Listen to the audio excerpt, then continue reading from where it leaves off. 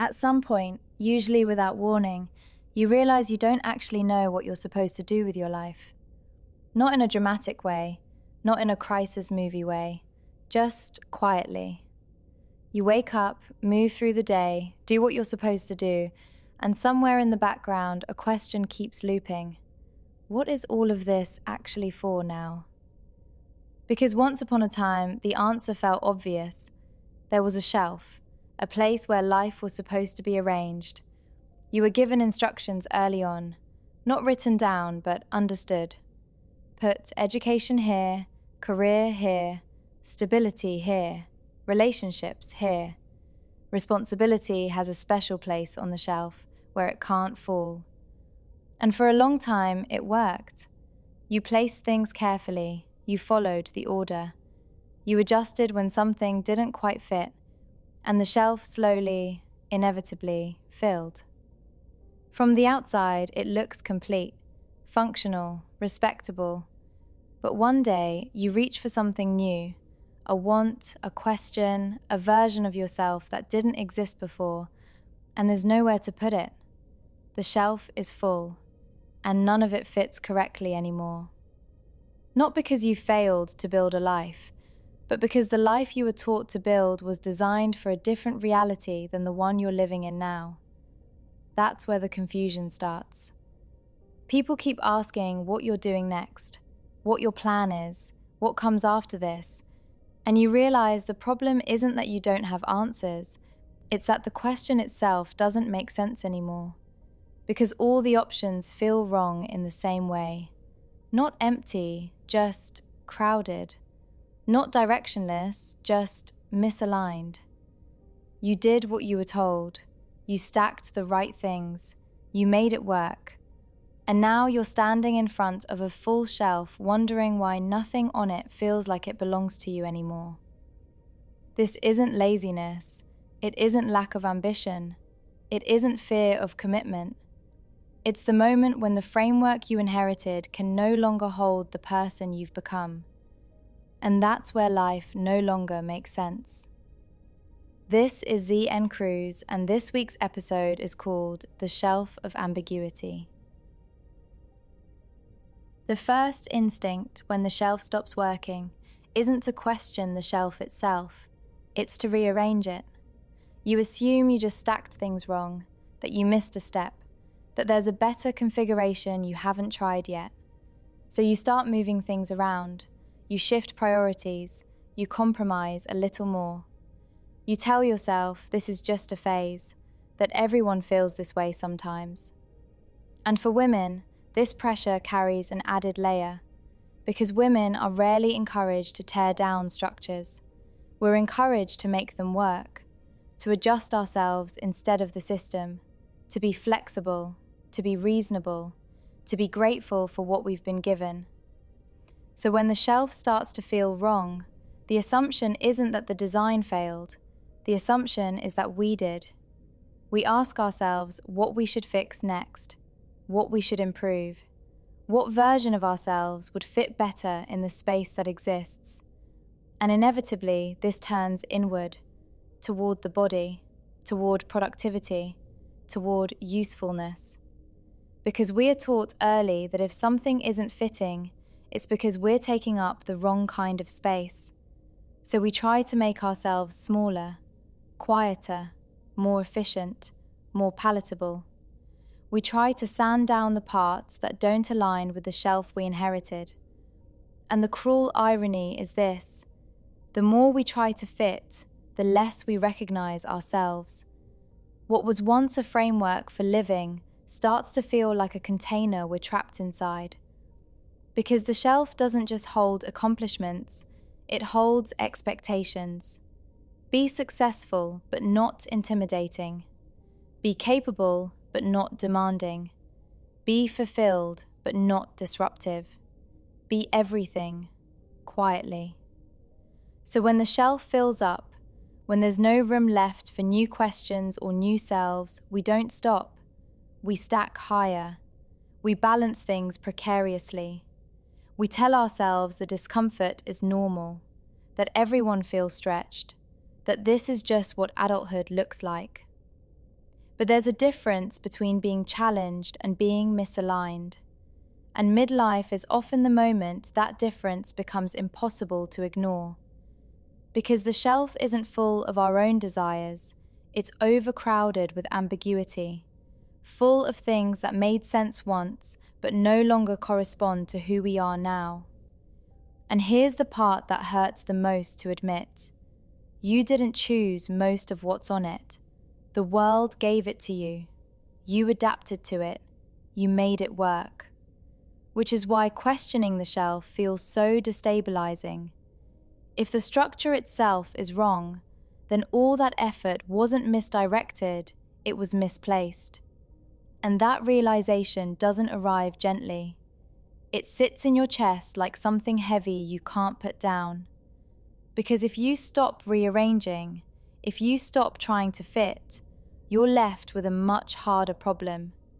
Not what to do next, but whether the life you're standing in was ever designed to hold you at all. At some point, rearranging and stacking higher stops working. Not because you ran out of options, but because the act itself starts to feel meaningless. You realize you're no longer adjusting the shelf in hopes of making something fit. You're doing it out of habit, out of fear, out of the belief that if you stop moving things around, everything will fall. But instead, something else happens. Meaning begins to slip. Not all at once, not dramatically, just enough that you notice. The things that once motivated you, goals, progress, validation, momentum, don't land the way they used to. You reach them and there's no echo, no arrival, no sense of this is it. Just the quiet awareness that you've passed through another moment that was supposed to matter. And at first, you assume this is a problem within you. You tell yourself you're tired, burned out, ungrateful, that you've lost perspective. So you try to reignite the feeling. You set new goals, raise the bar, move laterally, convince yourself that novelty will restore meaning. But it doesn't, because the machinery of motivation still functions. You can show up, you can produce, you can keep the shelf from collapsing, but belief has quietly exited the room. You're doing things without believing in the story they're meant to tell. From the outside, nothing looks wrong. The shelf is still standing, the pieces are still in place, but inside, something has hollowed out. A sense that you're completing motions without being met by them. You don't feel stimulated, you don't feel lost. You feel unconvinced. And that's the most unsettling part, because there's no emergency to respond to, no crisis to fix, just the slow realization that the meanings you were given no longer correspond to the life you're living. Productivity doesn't equal purpose. Achievement doesn't equal fulfillment. Being needed doesn't equal being known.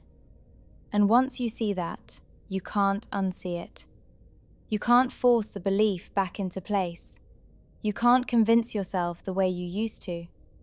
The narratives that once carried you forward lose their gravity, and you're left standing in a strange quiet, not empty, but exposed. Because when borrowed meaning collapses, you're left with a question no one prepared you for. What do you do when the answers that shaped your life no longer feel real? There's no roadmap for this moment, no ceremony, no socially acceptable way to admit that you don't know what you're striving toward anymore. But you keep functioning. You keep moving through your days with a sense that something fundamental has shifted, something irreversible. You're no longer becoming. You're no longer chasing. You're watching. Aware that the old motivators are gone and the new ones haven't revealed themselves yet. And that space, that in-between, is where the real crisis of life exists. Not in collapse, not in chaos, but in suspension. The shelf is full, the structure is intact, and still, nothing fits. There's a story I'd like to mention, not because it offers hope, but because it refuses to offer consolation. In the Star Trek The Next Generation episode, Tapestry, Captain Picard is shown a version of his life where everything went the way it was supposed to. The careful version, the responsible version, the version built entirely from good decisions. Nothing is wrong with it. And that's the very problem. The life is stable, orderly, respected. The shelf is full. Every piece is where it should be. And still, something is missing. Not drama, not tragedy. Self. What Tapestry understands, quietly, without explaining itself, is that a life can be correct and still be incompatible with the person living it. The structure works. The instructions were followed. The shelf holds everything it was designed to hold. It just wasn't designed for him. And that's the moment this episode keeps circling. Because when the shelf stops fitting, we assume we failed to build it properly. We assume we need to rearrange, to optimize, to swap pieces, to make better choices next time. But sometimes the truth is more unsettling than that. Sometimes the shelf worked perfectly. It just belongs to a reality that no longer exists. Or worse, a reality that was never meant to hold a real human being in the first place. That's what midlife actually reveals. Not that you chose wrong, but that the idea of a right life was always incomplete. You didn't stack the shelf badly. You stacked it exactly as instructed. And now you're standing in front of it, aware that nothing else will fit, and nothing on it feels like you. There's no moment of triumph here, no correction, no replacement shelf waiting in the next room, just recognition. The understanding that meaning doesn't arrive pre-assembled, that identity isn't something you earn by following directions, that the shelf can be full and still be fundamentally wrong. And this is where the echo becomes unavoidable. Because once you see that, once you realize the structure was never yours, you can't unknow it. You can't keep stacking. You can't keep pretending the problem is effort. You're left with the hardest truth of all. The shelf was never broken. It was simply never built for the person you were meant to become. And what comes next isn't rearrangement. There is no correct version of your life waiting for you. There is no shelf that will suddenly make sense. There is only the moment where you stop confusing structure with meaning. And what comes after that is not guidance, not reassurance, not a new set of instructions. What comes after that is responsibility. Not responsibility for doing better, but responsibility for choosing without permission. Because the most frightening thing Tapestry ever shows us isn't an alternate life. It's the realization that the life that should have worked was never going to save you. And once you understand that, you're no longer asking, what should I do with my life? You're facing something much worse. In this reality, there is no cue to show us the way. Please check out your favorite bookstores worldwide for my book, The Zephyrus Chronicles Rebirth. The highly anticipated sequel, Cantera, is hitting shelves next month. This is Z and Cruz reminding you to stay close to the echo. Bye for now.